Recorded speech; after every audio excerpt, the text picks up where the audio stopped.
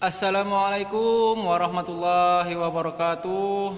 Selamat pagi semuanya, pejuang NIP. Bertemu kembali dengan video saya. Baiklah, untuk kali ini saya akan memaparkan tentang pembahasan tryout bab evaluasi penyuluhan pertanian. Nomor 1, evaluasi hasil penyuluhan pertanian terdiri dari, jawabannya adalah D, kognitif, afektif, dan psikomotorik.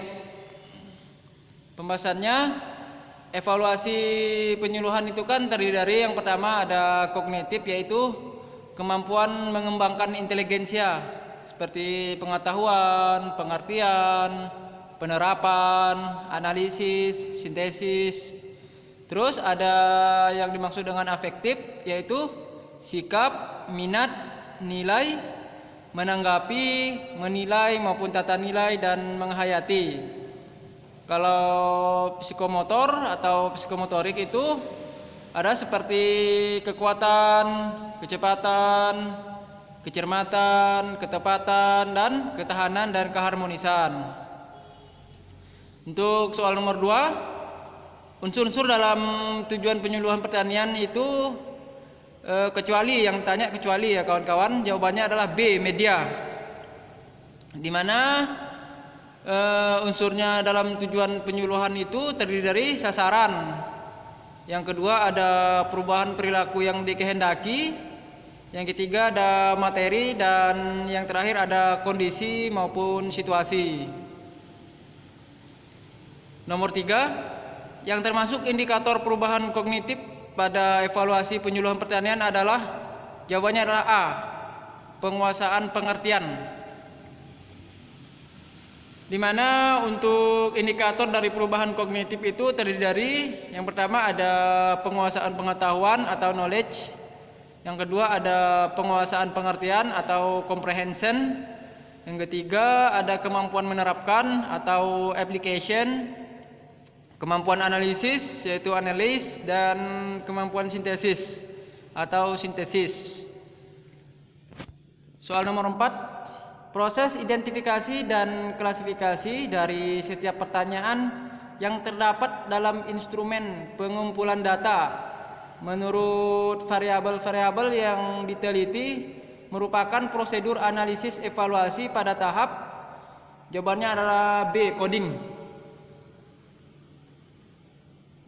Dimana kalau pembahasan dari tahap pengumpulan data itu maksudnya adalah dilakukan melalui instrumen pengumpulan data. Kalau tahap editing itu memeriksa kejelasan dan kelengkapan pengisian instrumen pengumpulan data. Kalau tahap coding yaitu proses identifikasi dan klasifikasi dari setiap pertanyaan yang terdapat dalam instrumen pengumpulan data menurut variabel-variabel yang diteliti. Kalau tahap tabulasi data yaitu mencatat atau entry data ke dalam tabel induk penelitian. Lanjutan dari prosedur evaluasi lahan, evaluasi penyuluhan pertanian, yang selanjutnya ada tahap pengujian kualitas data, yaitu menguji validitas dan reliabilitas instrumen pengumpulan data. Yang keenam ada tahap keputusan, yaitu tahap terakhir dengan melihat hasil dari tabel ataupun diagram yang nantinya itu akan dijadikan sebagai kesimpulan evaluasi. Nomor 5, prosedur analisis evaluasi penyuluhan pertanian pada tahap editing adalah, jawabannya adalah A, yaitu memeriksa kejelasan dan kelengkapan pengisian instrumen pengumpulan data seperti yang telah saya jelaskan sebelumnya kawan-kawan. Nah, tahap editing itu yang udah dijelaskan di nomor sebelumnya, yaitu memeriksa kejelasan dan kelengkapan pengisian instrumen pengumpulan data. Metode yang digunakan untuk mengetahui tingkat pengetahuan, sikap, dan keterampilan itu adalah dengan menggunakan rating scale atau skala nilai. Kemudian diolah dan ditabulasi dengan menggunakan garis kontinum. Nomor 6, sikap, minat, nilai, menanggapi, menilai atau tata nilai, dan menghayati termasuk ke dalam evaluasi Jawabannya adalah B, afektif.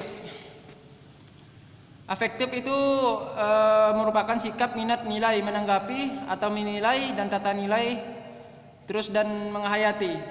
Indikatornya itu adalah yang pertama menyadari atau mau memilih, terus tanggap atau mau, yakin atau mengikuti.